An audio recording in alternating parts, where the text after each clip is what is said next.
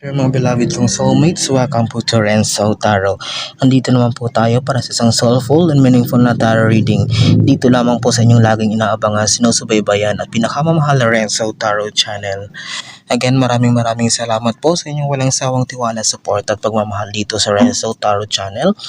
Mega shoutout po sa ating mga pinakamamahal, masisipag mga OFWs na lagi nakaabang at sumusuporta po sa ating channel. Maraming salamat po sa inyo, mag-iingat po kayo lagi. At sa inyo pinakamamahal kong soulmate dito sa Pilipinas na lagi nag-aabang rin po. Maraming salamat sa inyong positibo at nakakataba sa puso na komento dito po sa ating mga reading sa Renzo Tarot channel. Ang ating pong reading ngayon ay isang timeless reading para sa mga sign ng Taurus. Okay, Taurus, this is your moment that you have been waiting for. Please focus. This is the reading that you have been waiting for. Okay, maraming salamat po. Sige po. Ang ibig sabihin po ng timeless reading ay kahit kailan po. Kahit anong oras, anong week, anong buwan, anong year po, yung pong mabasa itong reading na ito lumabas sa inyong homepage sa YouTube, ibig sabihin po ay para po sa inyo ang reading natin ngayon. Sige po, huwag na natin pong patagalin pa. Spirit Universe, Spirit Guides, please give us the first card para sa ating timeless reading para sa ating mga pinakamamahal na nasa sign ng Taurus. Okay, Taurus, this is your reading. Ito po, nahulog. Wow, what a beautiful opening card, Taurus. Ang iyong unang baraha is the Sun. This is a cosmic card which means a brighter future is ahead of you. Okay, I can see here na magiging malinaw ang lahat, magiging smooth ang lahat kung ano man itong mga bagay na pinaplano mo or pinapangarap mo, or maybe some of you are doing already an action, may mga bagay na ginagawa ka na para makamit itong bagay na gustong-gusto mo na matagal mo nang gustong makamit sa buhay. And with this Sun card, unang-una pa lang, pambungad pa lang na baraha, you are assured na talagang ano man ang iyong decision na gawin, ano man itong mga plano na gusto mong gawin ay i-guide ka ng universe, bibigyan ka ng malinaw na pag-iisip, enough strength to carry on with these activities. And don't you worry because talagang with this Sun card, it means that a bright future is ahead of you, Taurus. Ano man tong pinaplano mo, please do it because you are assured of success. Okay, this Sun card is a card of new beginnings, of bright future, hope, okay, pag-asa. Talagang kung lately puro mga struggles sa pinagdaanan nyo, Taurus, now with this Sun card, it means that those dark days, those moments of darkness and struggles in life are over, and you are heading to a life full of brightness, positivities, and blessings. Okay? Wow, ang ganda yung inyong pambungad na paraha, Taurus. Sige po. Spirit Universe, Spirit Guide, second card po para sa ating mga pinakamamahal na nasa sign ng Taurus. Ito po. Okay, your second card, Taurus, is the Emperor card. The energy that I can feel here is this is related to higher being or our Almighty God, which means that parang kung lately parang medyo anong tawag nito, Taurus, okay, hindi naman sa ibig sabihin na hindi ka nananalangin o parang mahina yung faith mo sa Panginoon, but dito, this is a reminder na parang mas paigtingin mo pa, Taurus, ang faith mo sa Lord. Wala kang ibang dapat i-rely kundi sa Panginoon lahat because parang ngayon, Taurus, na-feel ko na parang you're more on spiritual, not in the sense na Holy Week ngayon, but parang mas darating yung mga araw, darating yung mga weeks in the future na mas lalakas yung spirituality mo in the sense na lahat ng decision na gagawin mo, lahat ng mga kung ano man tong mga bagay na gusto mo mangyari is iaasa mo or itataas mo ang guidance, hingi ka ng guidance sa Panginoon. Okay, this is also a card of something in a higher position. Okay, the Emperor card, it means somebody na nasa Taurus na maybe father figure na parang will be doing a lot of good things because with the Sun card, kung ikaw man to nanonood, maybe tatay ka, may anak ka na, or ikaw yung panganay na sa pagkakapatid na lalaki, okay, you will be exerting a lot of efforts in the improvement of the life of your family. Maybe you're the breadwinner of the family, or it's all about, okay, doing things na makakatulong sa iyong buhay. Sige po. Third card po para sa ating pinakamamahal na nasa sign ng Taurus. Again po, if this is your first time po sa ating channel, Renzo Tarot Channel, please don't forget to like and mag-subscribe po kayo. At kapag nakaresonate po kayo, please don't forget to drop your comment po sa ating video. Okay? Your third card, Taurus, is the Nine of Swords. Okay?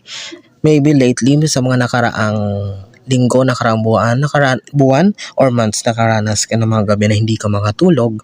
A lot of things are disturbing your mind. Okay? Maaring napakaraming bagay yung tumatakbo sa isipan mo na hindi mo alam kung saan ka pupunta, sino ang lalapitan mo, ano ang uunahin mong gagawin. Okay? Taurus, those days are over dahil nanguna ang The Sun card. It means na talagang pinapakita lang nito itong mga pinagdaanan mo, itong mga bagay na mga nung nakaraang mga buwan or linggo na puro frustrations, puro delays, puro mga stagnancy, hindi nagmo-move on ang buhay mo, parang wala kang nakikitang product sa mga bagay na pinundar mo or mga ininvestan mo. But those days are over. Tapos na yon, tapos na itong mga gabi na hindi ka makatulog. It's because lumabas yung Sun card natin nga, di ba sinabi ko mas bibigyan kayo ng malinaw na future. A brighter future is ahead of you. All of these cards na lalabas or negative man is just a preview or replay na lang ng mga pinagdaanan mong pagsubok ng nakaraan. Okay? Sige po. Okay, Spirit Universe, Spirit Guides, please give us the fourth card para sa ating timeless reading sa ating pinakamamahal na nasa sign ng Taurus. Kahit po hindi po kayo nasa sign ng Taurus, if you're on other signs, please you are welcome. Kapag feeling nyo po nakaresonate po kayo sa ating reading, you are cross-watcher, you are welcome po. Welcome po lahat na panoorin po ang ating reading ngayon. And maraming salamat po sa inyong laging pagsubaybay, pag-abang po sa ating mga reading dito lamang sa Renzo Tarot Channel. Ito po, dalawa ang nahulog. Sige po. Ito po. Okay. Your fourth card is a beautiful card, Taurus. Okay, Nine of Cups. Here are you sitting. Di ba sabi ko nga, itong pangatlong baraha ng mga Nine of Swords na katulog. Yung mga gabi na hindi ka makatulog, those days are over. Tingnan mo because ito na nga makakauntan mo. Pang-apat na baraha is Nine of Cups. You will be sitting like a boss, like a manager. Puro achievements yung nasa taas mo. Cups are trophies. It signifies success or achievement in life. It means that napakarami pang mga achievement or success ang makukuha mo, hindi pa tapos ang blessings ng universe para sa iyo. So ngayon nararamdaman mo na paunti-unti, that's not over, hindi pa yan yung mararanasan mo, Taurus, ng mga biyaya na parating sa iyo. Okay, with this Nine of Cups card, it means that talagang you are getting closer to the momentum of harvesting blessings, mga biyaya na hindi mo lubos akalain na darating. And be ready for it, Taurus. It's because talagang this is your moment to shine. Sige, para sa inyong pang-limang baraha. Okay, another Cups. Okay, Cups ito. Cups naman, it's more of opportunities. This is Four of Cups. I can see here, di ba? This is related sa pang-apat na baraha ng mga achievements. I can see here an offer. O maybe offer para sa inyo sa mga darating na buwan. Maaaring may involve kayo, Taurus, sa mga transactions, sa mga negotiations, business. It involves labor or mga patrabaho, real estate o kung ano man, mga projects sa government or maybe business, some business makikipag-cooperate sa inyo, makikipag-sosyo sa inyo. If you don't have this, if you're single or employed in the government, maybe some promotion, mag-aayos kayo ng mga papel niya para mapapromote, or maybe if you're planning to go overseas or abroad, okay, you will have that opportunity. Ilalabas lahat ni universe ang lahat ng doors. He will open all the doors of opportunities for you, Taurus. Okay, because talagang bakit kasi nasabing for opportunities, kasi unang baraha pa lang sun na agad yung lumabas. It's a beautiful card. It means na talagang magiging malinaw ang lahat para sa inyo, Taurus, kung alin yung path na tatahakin nyo. Hindi yung tulad ng dating panahon na parang malabo ang lahat, parang hindi mo alam kung yung ngayong araw na to nangyari to, susunod na araw iba naman yung nangyari, parang walang sense of direction yung buhay nyo. But here, this is a new chapter of your life where full of opportunities naman, puro naman biyaya ang iyong makakamtan. Parang hindi mo naman malaman ngayon kung alin ang uunahin mo, alin yung offer na iyong papasukin. Okay, but this is more of manifestation. Magiging busy kayo, Taurus, in the coming months or days. Okay? Sige po. Ayusin natin po yung baraha. Para sa inyong timeless reading, pinakamamahal ko ng sign ng Taurus. Again, maraming salamat po. Hindi ako magsasawang pasalamat sa inyong pinakamamahal kong soulmates, sa inyong walang sawang tiwala, support at pagmamahal sa ating channel. Okay, para sa inyong pang-anim na baraha sa inyong timeless reading, Taurus. Spirit Universe, Spirit Guide, 6 card please.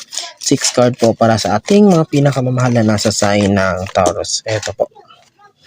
Sige, 3 po ang nahulog. Ayan po, sige. Unahin ko na po ito. Your 6 card, Taurus, is the Hangman. The card of Hangman, it means that this is related dito sa 9 of Swords.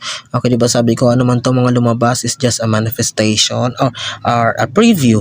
Okay, those days of being hanged. Tapos na itong mga araw na nabitin kayo, ang tawag nito, naka-stuck kayo sa isang posisyon na hindi nagmo-move ang buhay nyo. Okay, tapos na yung mga panahon na walang kasiguraduhan, na parang alam mo yun, nag-aantay ka sa wala. Okay, parang nabibitin ka. Ano bang parating sa akin? Ano ba, saan ba ako patungo? You're asking yourself, ano ba ang plano sa iyo? Universe, okay? Those questions or your mind will be answered in this new chapter of your life. Okay, magiging malinaw na sa iyong lahat with the Ten of Card kung ano ba talaga ang iyong tatahakin na landas. Okay, landas na patungo sa kasaganaan at biyaya. Okay? Ito po, wow. O, di ba? This is 9 of Pentacles. A lot of money. Okay, sa Pentacles is money. It means, tingnan mo, 9 of Pentacles, ayan ka, napakagandang babae, Reyna, at talagang nakapaligid sa kanya ang napakaraming pera. It means na talagang you are right. Hinog ka na para sa opportunities na to na para anihin ano man tong mga napakaraming biyaya. This is related dito sa mga achievements, dito sa offer sa iyo. Okay, related dito sa magiging offer sa business transaction na magdadala sa iyo ng napakaraming biyaya, napakaraming pera. Maybe this will be also related sa mga anak mo, sa mga kamag-anak mo na magiging successful, na tinulungan mo, and tutulungan ka rin in the sense kaya magkakaroon ka ng maraming biyaya or pera in the future. Okay, ano pang gusto nyong hanapin na sign? Ang hingin na sign kay Universe Taurus, eto, binibigay na lahat ng malinaw na mensahe ng mga baraha na talagang you are on the way to success and prosperity, Taurus. Sige. Okay, ito po para sa inyong pang-8 baraha. Pera na naman. Mabibisi kayo sa mga darating na buwan. Related pa rin ito dito sa project. Dito sa, di ba sabi ko yung mga proposal, mga project. Okay, kasi ito, you are making money. Okay, mabibisi ka sa involvement sa paggawa ng pera, sa profit, sa mga kita, sa mga negosyo, sa mga dito sa mga projects na inyong papasukin, sa sosyo sa inyo. Okay, di ba talagang malino ang mensahe natin barahan na talagang mabibisi ka sa mga susunod na panahon, in the sense na mabibisi ka sa paggawa ng maraming pera at cash flow. Okay, talagang puro pera itong papasok sa iyo. Okay, kasi yung iba nabibisi sa mga walang kwentang bagay, but you are lucky enough, Taurus, kasi maging mabibisi ka sa mga darating na panahon sa paggawa ng maraming biyaya, maraming pera. And my advice for you, Taurus, is kapag dumating na itong napakaraming biyaya sa iyo, is don't forget to share it to others, sa ating kapwa, sapagkat ito ang gustong-gusto ni Universe, na kapag nakikita niya ng isang tao ay marunong mag-share, honest, at talagang hindi nang lalamang sa kapwa, talagang binubuhos niya yung sabay-sabay ang mga biyaya na halos talagang pag nakita niya na ang isang tao ay deserving dito sa mga blessings na to. Okay? Last 2 cards tayo para sa inyong timeless reading, pinakamamahal kong nasa sign ng Taurus.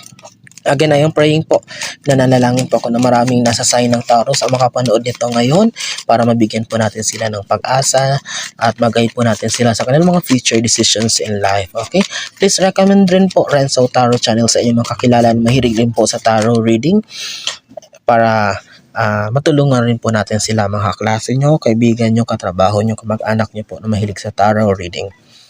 Okay, your ninth card, Taurus, okay, is the Five of Swords. Okay, kanina lumabas yung sword, yung Nine of Swords. Here comes the Five of Swords. Okay, be careful, Taurus, because itong search mo, itong magiging kabisihan mo sa mga darating na panahon na pagtatamasa ng biyaya, paggagawa ng maraming pera is you will not be exempted to prejudices or mga panghusga ng kapwa, mga negative comments, or talagang alam mo yun, kasi di ba nature ng mga tao yung kapwa natin na mainggit, gumawa ng mga hindi magandang komento sa kapwa katulad ng ginagawa sa kanila. It's because ito yung nagagawa ng inggit.